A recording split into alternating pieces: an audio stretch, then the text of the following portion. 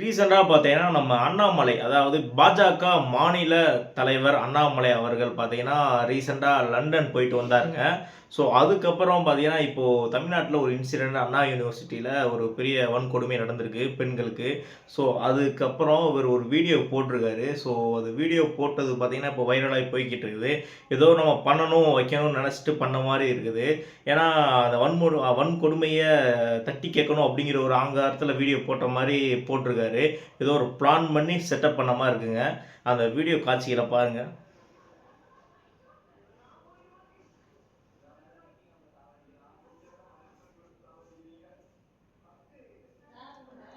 அவரு சட்டைய கழட்டிட்டு சாட்டையால அடிக்கிறாருங்க. ஒரு 8 முறை அடிக்கிறாரு. அதுல 2 முறை மிஸ் ஆயிருது. 2 முறை கயித்து சுத்திக்கிருது.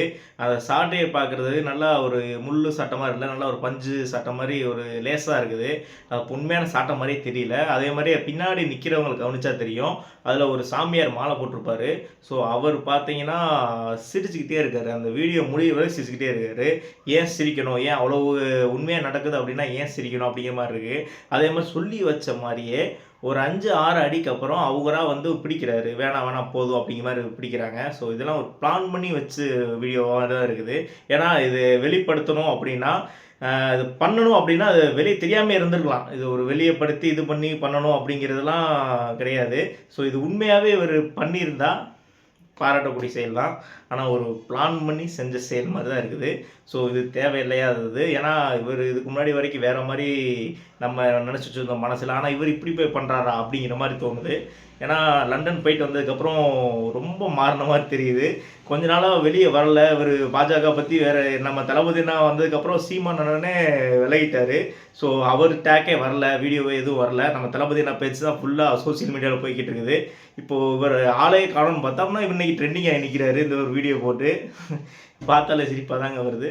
லண்டன்ல போய் நெறையா படிச்சுட்டு வந்திருப்பாருன்னு நெனைக்கிறேன். 6 மாசம் இருந்திருக்காரு. ஸோ இப்படி அரசியல் பண்ணலாமா? அப்படி அரசியல் பண்ணலாமா? எப்படி அவர் இப்படி சொன்னா இப்படி போலாமா? இத பண்ணலாமா? அத பண்ணலாமான்னு நெறைய யோசிச்சு வந்திருப்பார் போல. ஸோ அப்படி மாரி தான் தெரியுது. ஸோ இவரு தான் சொல்லியிருக்காரு. நான் 4,00,000 புத்தகத்த படிச்சவன் அப்படிங்கிற மாரி சொல்லியிருக்காரு எப்பயோ. 4,00,000 அதுலேருந்து ஏதாவது ஒண்ணு கத்துக்கிட்டு இருப்பாருன்னு நெனைக்கிறேன் சாட்டை அடிய. ஸோ இப்படி ஒரு செயல பார்க்குறது ஒரு காமெடித்தனமான செயலா தான் இருக்குது. ஸோ எந்த ஒரு அரசியல் கட்சி யாரோ தலைவரா இருந்தாலும் இந்த மாரி பண்ண மாட்டாங்க. இவர் பண்றது பார்த்தீங்கன்னா, வீடியோ பார்க்குற நீங்களே கமெண்ட் பண்ணுங்க. ஸோ இவர் பண்றது உண்மையா? இல்ல பொய்யா? இல்ல ட்ராமாவா? நீங்களே கமெண்ட் பண்ணுங்க. ஸோ அது மட்டும் இல்லாம நம்ம சேனல சப்ஸ்கிரைப் பண்ணாதவங்க சப்ஸ்கிரைப் பண்ணுங்க. நம்ம தமிழக வெற்றி கழக தோழரா இருந்தீங்கன்னா, கண்டிப்பா மறக்காம சப்ஸ்கிரைப் பண்ணிட்டு போங்க.